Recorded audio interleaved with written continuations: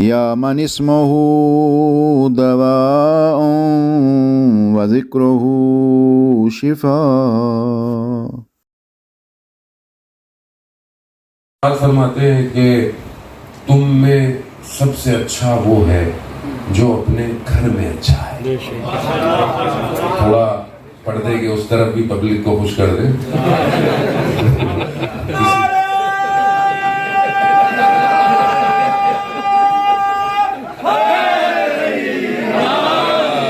سب سے زیادہ خوشی تو میں ہوئی۔ ایسے میں ان کے گھر گیا تو ماشاءاللہ بہت محبت کرتے ہیں، ساری محبت کرتے ہیں۔ گھر میں گیا تو بھائی یہ والد صاحب ان کے، اور اب ایک ایک ڈش لا کے، بہرحال کیونکہ جیسے میں تو اس لیے بیان کر رہا ہوں کہ ایک ایک ڈش لا کے آغا صاحب یہ کھائیں، میں نے اچھا، دوسرے نے کہا آغا صاحب یہ کھائیں، میں نے اچھا، تیسرے نے کہا آغا صاحب یہ کھائیں۔ میں نے کہا یار چکر کیا ہے؟ کہا یہ الگ الگ ڈشیں ہماری ازواج نے بنائی ہیں، بنائی ہے، وہ کھلا رہے ہیں۔ تو یہ اچھی بات ہے۔ بہرحال رسول خدا کی حدیث ہے، مصداق ہیں آپ اس کا، کیا ہے کہ تم میں سب سے اچھا وہ ہے جو اپنے گھر میں اچھا ہے۔ صلوات بھیجو میرے گھر والوں کو کیا کہیں۔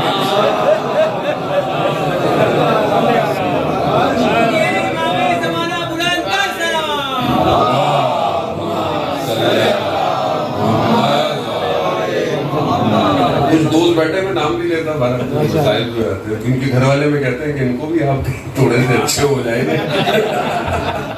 رضوان محترم، بہرحال الحمدللہ صاحب، تو رسول خدا فرماتے ہیں کہ تم میں سب سے اچھا وہ ہے جو اپنے گھر میں اچھا ہے، اور پھر فرماتے ہیں کہ میں تم میں سب سے بہتر ہوں کیونکہ میں اپنے گھر میں سب سے اچھا ہوں۔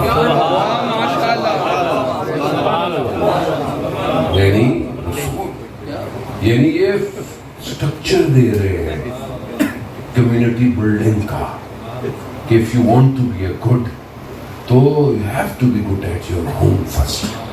جو آدمی اپنے گھر میں اچھا نہیں وہ باہر استغفر اللہ جزاک اللہ التمس سے دعا، بھائی گھر میں کیا ہے؟ جیسے ہی جو ہے وہ دوست کا فون آیا چہروں پہ مسکراہٹ آ گئی، جیسے ہی ایک فون نمبر دیکھو وہ ٹینشن ہو گئی۔ اس کا مطلب کیا ہے؟ گھبراہٹ ہے۔ رضوان محترم، خوب یہ ضروری ہے کہ آپ جو ہے وہ گھر سے باہر ہیں چند دن کے لیے، اس لیے ان کو ٹینشن نہیں۔ رضوان محترم، بات یہ ہے کہ سب سے امپورٹنٹ، ہم بعض اوقات دین کو باہر ڈھونڈ رہے ہوتے ہیں، دین گھر میں ہے۔ اب آپ بولیں گے ٹیسٹ ہے، امتحان ہے، صبر ہے، پیشنس ہے، لائف یہی ہے، لیکن زندگی امتحان ہے، ہر طرح کا ہے۔ اچھا طریقے سے بھی ہے، نعمت دے کے بھی خدا امتحان لیتا ہے، اور نعمت چھین کے بھی امتحان لیتا ہے۔ اور جو آدمی اپنے گھر کو مینیج نہیں کر سکتا وہ کل امام کی حکومت میں ایک سوسائٹی کو کیسے مینیج کرے؟ خود سوچنے کی بات ہے کہ انسان جو ہے وہ اگر ایک چند لوگوں کو مینیج نہیں کر سکتا، بچے کے ساتھ آپ دیکھیں رسول خدا کی زندگی، دوسرا پہلے تو یہ گھر ہو، دوسرا مدینہ میں کسی بچے نے یہ دعویٰ نہیں کیا کبھی کہ ہم نے رسول کو پہلے سلام کیا۔ کہا یہ رسول خدا ہمیں سب سے پہلے سلام کرتے تھے۔ یعنی آپ دیکھیں، اور ہمارے کو بچہ یوں آ رہا ہو جا رہا ہو سلام نہ کر، کس کا بچہ ہے؟ اچھا تمیز نہیں سکھائی، بڑوں کو سلام کر دے۔ بھائی سنت رسول ہے، آپ بچوں کو سلام کریں، آپ بچوں سے پیار۔ آپ کو پتا ہے مدینہ کے یتیم بچے جب بڑے ہوئے نا تو ایک دوسرے پہ افتخار کرتے تھے کہ ہمیں رسول نے بچپن میں اپنے سینوں سے لگایا۔ مطلب تو اصل وہ ذات کوئی اور ہے، اور وہ ظاہر ہے۔ اس کے بعد پھر جس گھر کے باہر رسول خدا 6 مہینے کھڑے رہے فجر کی نماز کے بعد، السلام علیکہ یا اہل بیت اللہ، کیفیت دیکھیں کہ جب بیٹی آتی ہے تو اپنی جگہ سے کھڑے ہو جاتے ہیں، ہاتھ جھکتے ہیں، ہاتھ کا بوسہ لیتے ہیں، چومتے ہیں، سنت ہے پہلے پہلے۔ کتنا ہم یہ پڑھتے ہیں، ہم نے آج تک اپنی بیٹی کے لیے کبھی کھڑے ہوئے؟ وہ ان کا مقام ہے، لیکن رسول خدا تو احترام سکھا رہے ہیں نا بھائی بیٹی کا.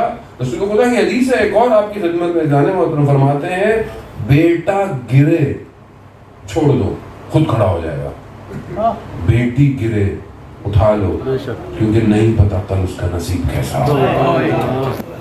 پیغمبر کی سنت ہے کہ اپنی بیٹی کے ہاتھ کا بوسہ لیتے ہیں. ہم اپنی بیٹیوں کو چھوڑا کریں، ہاتھوں کو چھوڑا ازانے ماتا، ہمارا بیسک ٹوٹ گیا ہے، بکھر گئے ہیں. ہمارا مطلب وہ گھر نہیں جو رسول کا گھر تھا. ہم اگر آج ان چیزوں کو اپنی زندگی میں لے کر آئیں تو ہم کہاں پہنچ جائیں گے، اور نہ صرف ہم پوری کمیونٹی کہیں نہ کہیں پہنچ جائے گی.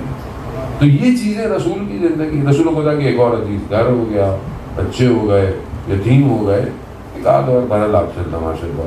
رسول خدا فرماتے ہیں کہ جو تم اپنے لیے پسند کرو وہ اپنے بھائی کے لیے بھی پسند کرو. رسول خدا نے تو پھر اسپیکٹرم بڑا کیا ہے کہ مومن کا کہ جو تم اپنے لیے پسند کرو وہ اپنے مومن بھائی کے لیے. ایک مومن بھائی اشارہ کر رہے ہیں، ہاں بھائی مل لیا، دیکھ لیا. تو اب آپ اس کو اگر اپنی زندگی میں دیکھیں، چلے مومن بھائی تو ماشاءاللہ بہت سارے ہو گئے، سگا بھائی ہے پریکٹیکل. کیا کبھی میں نے اپنے لیے کوئی چیز پسند کی تو کیا میں نے اپنے بھائی کی بھی پسند کی ہے؟ نہیں کی. چھوٹی سی مثال ہوتی ہے، بندہ کبھی کوئی چیز خریدنے چلا جاتا ہے، کوئی پہننے کی چیز ہے، کوئی ڈفرینٹ چیزیں ہیں. یہ یہاں سے پتہ چلتا ہے کہ ہم رسول خدا کی سنت کے کتنے قریب ہیں یا پھر دور ہیں. تو محترم اب یہ رسول خدا ایک گھر میں گئے اور وہاں پر دسترخوان بہت اصرار کرتا تھا کہ میرے گھر میں آئے ہیں. رسول خدا چلے گئے، دسترخوان بچھا ہوا تو غیر قرآن زمانے میں جیسے بھی کرتے تو اوپر مرغی بیٹھی ہوئی ہوگی تو اس نے انڈا دیا. انڈا ایک دم وہ نیچے آیا تو پھر کہیں پھنس گیا کسی دیوار میں. تو سب کی توجہ اس طرح ہوئی تو اس شخص نے کہا کہ گھبرائے مت، میرا آج تک کبھی کوئی نقصان نہیں ہوا، کبھی وہ مجھ پہ مصیبت نہیں آئی، تو یہ انڈا نہیں ٹوٹے گا. رسول خدا دسترخوان سے کھڑے ہو گئے، کہا یا رسول اللہ، کہا جس پر کوئی امتحان نہ آئی ہو خدا اسے اس کے حال پہ چھوڑ دیتا ہے. آزمائش خدا کی طرف سے رحمت ہے. یہ بعض اوقات ہم کہتے ہیں نا میری زندگی میں یہ مشکل کیوں آ گئی میری زندگی میں. عزیزان محترم اس کو دوسرے زاویے سے دیکھیں کہ اللہ اگر آزمائش اور مصیبت بلا میں نہ ڈالے تو خدا کی رحمت نہیں ہے.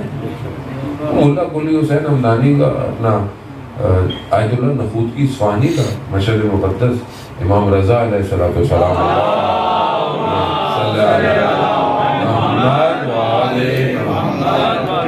ان کے حرم میں دفن ہے. ان کا واقعہ ہے، شاگرد آیا داخل ہوا، گریہ کر رہے، رو رہے.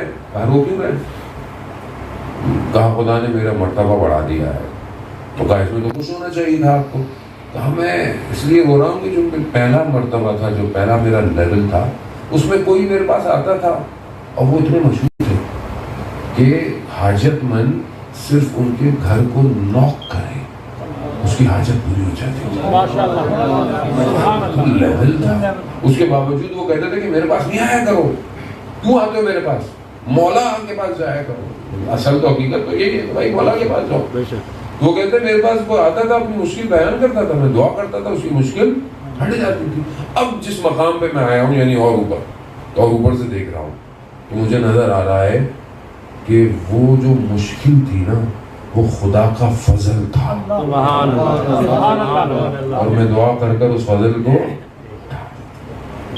اب یہ مقام ہے عزیزان محترم. رسول خدا کیا فرماتے ہیں کہ جتنی مصیبتیں مجھ پر پڑی کسی نبی پر نہیں پڑی.